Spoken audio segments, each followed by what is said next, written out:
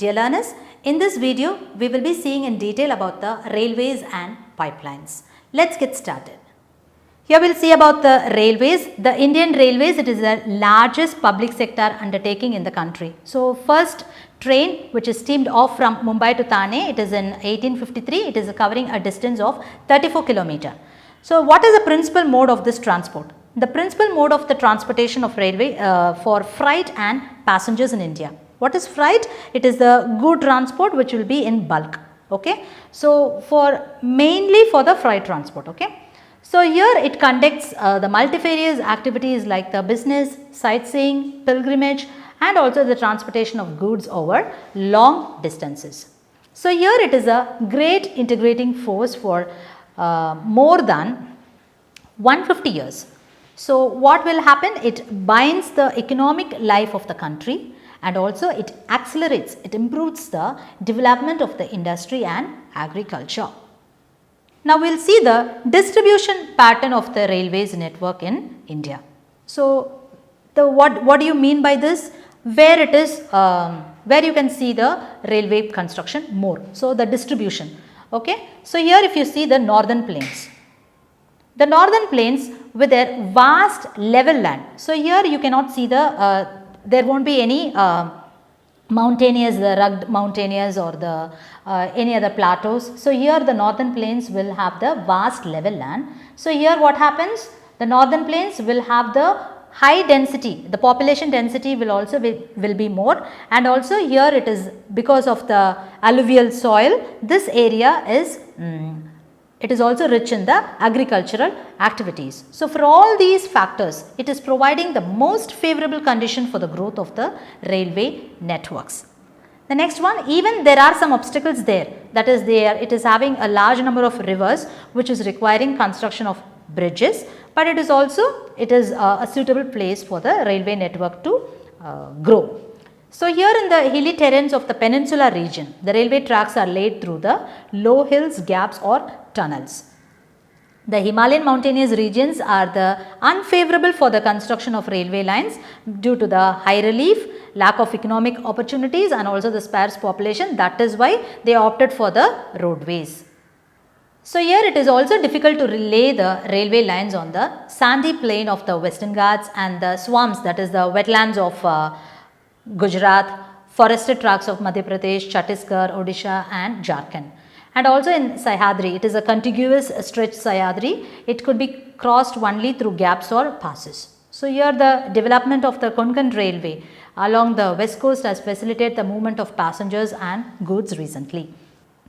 Apart from this, there are certain problems in the rail transport. Here the many passengers, they travel without tickets, and here the thefts and damaging of railway property has not yet stopped completely. Okay, even after strict laws, it is happening, continuing still, and even people unnecessarily they pull the chain and they stop the trains, and this will cause heavy damage to the railway.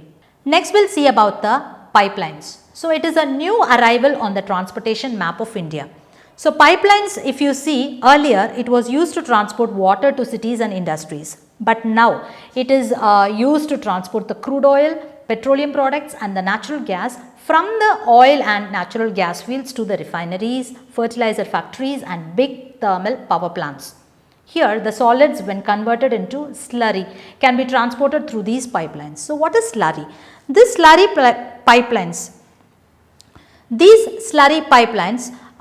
this will be to convert the ores, okay, to move the ores, that is the coal or the iron ore over the long distances. So, what is a slurry? So, it is a mixture of the ore concentrate with water. So, which is pumped into these pipelines and it will reach the destination, and later what happens, the water can be filtered out.